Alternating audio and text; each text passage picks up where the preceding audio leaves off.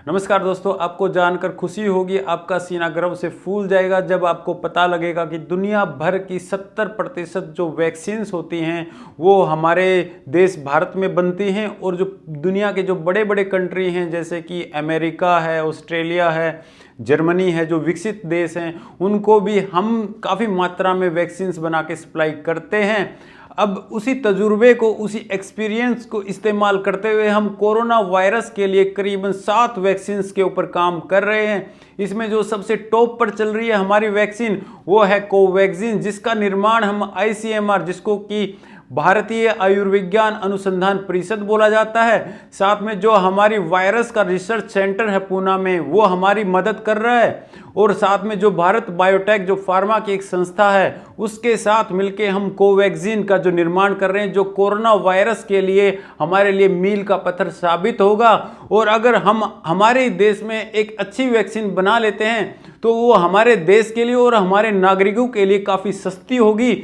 और आसानी से हमें मिल जाएगी। और उस वैक्सीन को इस्तेमाल करते हुए हम कोरोना महामारी पर विजय प्राप्त कर लेंगे। इस वैक्सीन को बनाने के लिए जो पहला कदम है वो ये है कि हमने इसके लिए कोरोना वायरस की डेड फॉर्म उसको किल किया है, उसको इनएक्टिव किया है, जो कोविड-19 है हमारी जो पूना की लैब है उसमें। और उसकी जो खेप है वो हमने भारत बायोटेक को दी है। और ICMR की मदद के साथ हम इस वैक्सीन का जो फेज 1 है, फेज 2 है, वो ट्रायल हमने देश भर के करीबन 12 जो बड़े बड़े हॉस्पिटल हैं, जिसमें मेडिकल कॉलेज भी हैं काफ़ी सारे, और काफ़ी अन्य जो बड़े बड़े हॉस्पिटल हैं, उसमें हमने आदमियों में ये डोज देनी शुरू कर दी है। अगर आप भी इसके जो ट्रायल है उसमें वॉलेंटियर बनना चाहते हैं तो इस वीडियो में एक मैं ईमेल का एड्रेस दे रहा हूं, साथ ही साथ एक फ़ोन नंबर दे रहा हूं, उसमें आप SMS करके या इन्फॉर्मेशन भेज के आप भी इसके एक वॉलेंटियर बनकर इसमें शामिल हो सकते हो। अब फेज 1 जो होती है उसका जो एक्सपेरिमेंट्स होते हैं, उसकी जो स्टडी होती है वो निर्धारित करती है कि इस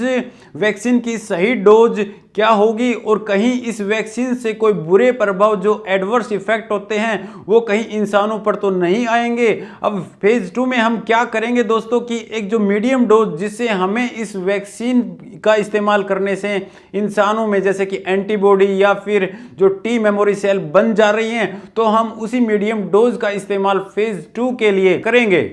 अब फेज 1 में हम दोस्तों 375 लोगों को ये वैक्सीन दे रहे हैं, जिसमें कि 18 वर्ष से लेकर के 55 वर्ष तक के आयु के स्वस्थ लोग हैं, जिनको कोरोना वायरस के इन्फेक्शन की कोई हिस्ट्री नहीं है, ना ही उनको कोई भी अन्य गंभीर बीमारी है। अब अगला जो फेज होगा फेज 2, वो भी हमने लगभग शुरू कर दिया है। उसमें 750 लोगों को जो उम्र होगी वो 12 वर्ष से लेकर के 65 वर्ष तक के लोगों में ये वैक्सीन की डोज दी जाएगी। और फेज 1 में हम ये निर्धारित करेंगे कि कौन सी सुरक्षित डोज है, जैसे कि हम एक पहले छोटी डोज देंगे, एक मीडियम डोज देंगे और एक हैवी डोज देंगे। अब उसके जो डोज के जो रिजल्ट होंगे उसमें हमें पता लग जाएगा कि हमें कौन सी डोज देने से एक जो हमें नीड है, जो हमारे लिए उपयुक्त है इम्यूनिटी, जो कि एंटीबॉडीज या फिर टी मेमोरी सेल के रूप में इंसानों के शरीर में विकसित होगी इस कोरोना वायरस के विरुद्ध। इसे लड़ने के लिए जो हमारी रोग प्रतिरोधक जो क्षमता है वो विकसित हो जाएगी।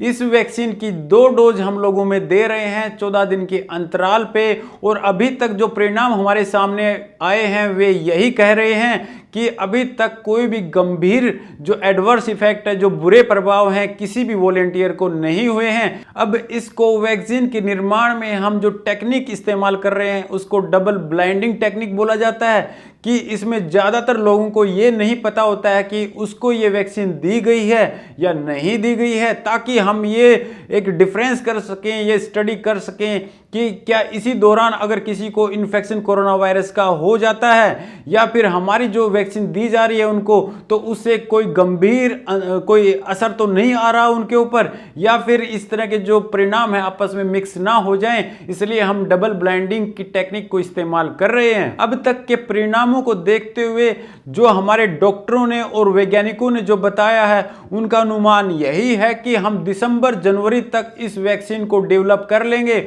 और इसकी जो एक सही डोज है, सही मात्रा में कितने दिन के अंतराल पर देनी चाहिए, वो अच्छे से डेवलप कर लेंगे और हम ये भी देख लेंगे कि छोटे बच्चे हैं या फिर जो महिलाएं हैं उनके बॉडी के ऊपर इस वैक्सीन का क्या असर हो सकता है, सही या गलत। और इस तरह की जो स्टडीज हैं दोस्तों आने वाले 2-3 महीने में क्लियर हो जाएंगी और आने वाले जो दिसंबर या फिर जनवरी का महीना होगा, हो सकता है ये वैक्सीन हमारे हाथ में होगी। और अगर हम अपने ही देश में एक वैक्सीन बना लेते हैं तो कोरोना जो महामारी है उसके ऊपर जो एक विजय जो हासिल करना चाहते हैं उसके लिए ये वैक्सीन मील का पत्थर साबित होगी। तो दोस्तों अगर ये जानकारी अच्छी लगी है तो लाइक वाला बटन दबाइए और इस चैनल को सब्सक्राइब कीजिए। Thank you.